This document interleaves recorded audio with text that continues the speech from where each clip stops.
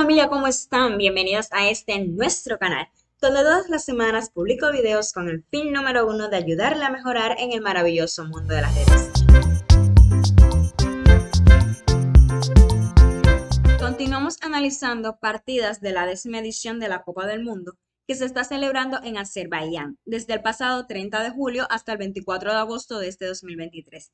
Esta vez veremos un final que se dio en la segunda vuelta de la segunda ronda entre la rusa Alexandra Goryachkina, que es gran maestro, y la cubana Lisandro Ordaz Valdés, que es maestro internacional absoluto. ¡Sí! Eso será muy interesante. A partir de aquí veremos el final. Lisandra jugó alfil por e5. Esta jugada es dudosa, pues el equipo de piezas de torre y alfil contra torre y caballo, al ser dos piezas de largo alcance, probablemente fueran más efectivos para defender la posición negra, por lo que quizás las negras debieron presionar al peón de c3, aspirando a un eventual cambio de damas. Es muy importante tener en cuenta que cuando se producen cambios de piezas o movimientos de peones, la posición se transforma, ya que un peón que avanza no puede retroceder y una pieza que se cambia no puede volver al tablero. Por lo tanto, hay que estar muy pendientes de la manera en que estas transformaciones afectan la posición para poder decidir correctamente qué nos conviene y qué no. Por ejemplo, el cambio de torres favorecería a las blancas porque el equipo de dama y caballo contra dama y alfil sería superior, y aún más cuando en este caso las blancas cuentan con un peón de más. Teniendo en cuenta todo esto, el negro hubiese tenido mejores opciones jugando torre c3, caballo g4, alfil g7. El peón de b3 no puede ser capturado, torre por b3, ya que las blancas aprovecharían la debilidad táctica de b3 y la debilidad táctica de f6. Los invito a que pausen el video y traten de buscar la mejor continuación de las blancas en esta posición. Mi momento ha llegado. Dama de 5, que implicaría la doble amenaza de capturar la torre en b3 y de jugar torre e8 jaque, ganando inmediatamente.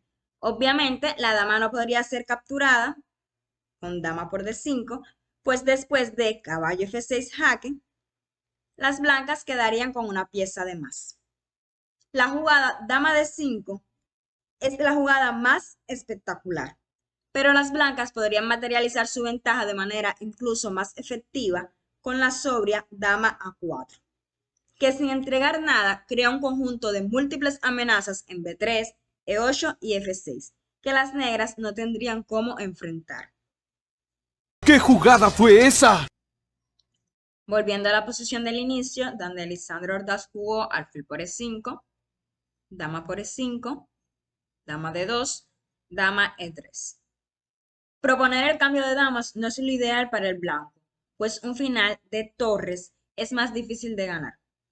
Dama por e3, torre por e3, torre c1 jaque, rey h2, torre b1, rey g3, rey g7, rey f4, torre b2, torre f3 protegiendo el peón de f2, torre e2, g4, h6, h4, rey f6, rey g3, rey g7, torre f4, g5. Torre f3 conduce directo a la igualdad luego de g por h4 jaque, rey por h4, rey g6, rey g3, torre b2, rey f4, torre e2 cortándole el paso al rey, rey g3, torre b2, rey h4, torre e2, torre f4, torre b2, b4, torre b3, torre c4, rey g7, torre d4, rey g6, torre f4, rey g7, f3, torre b2.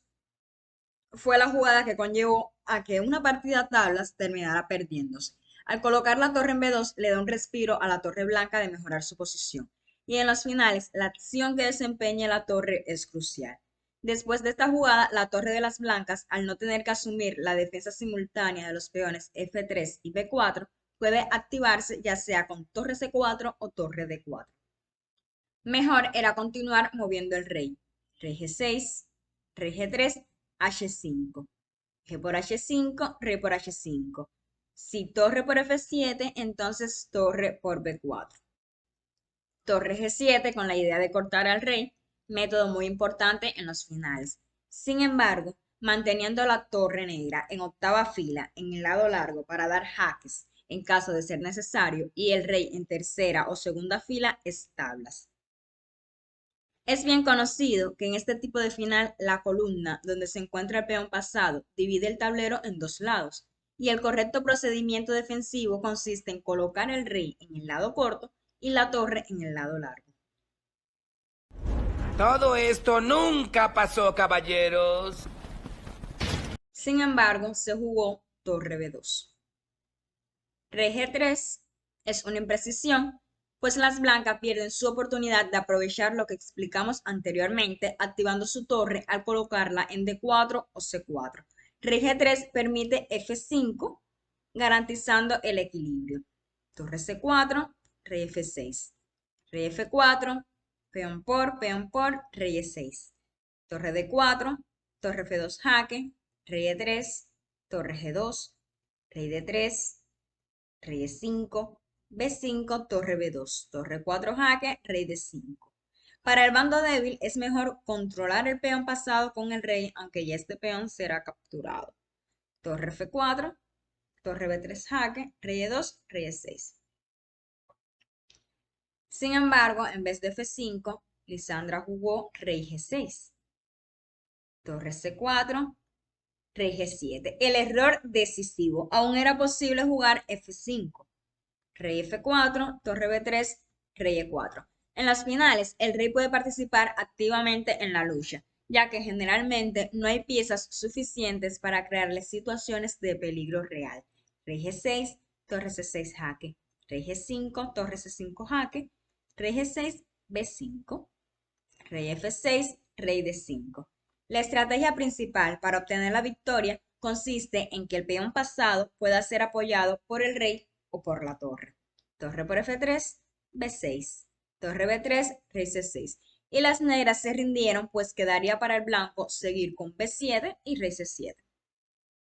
Al ver este final, podemos sacar la conclusión de que es súper importante estudiar finales, pues una partida a tablas puede terminar perdiéndose y una partida ganada puede terminar en tablas si no tenemos los conocimientos y la habilidad para ponerlos en práctica. Si les gustó el video, no olviden suscribirse si no lo han hecho y activar la campanita, pues estaremos publicando contenido sobre la Copa del Mundo.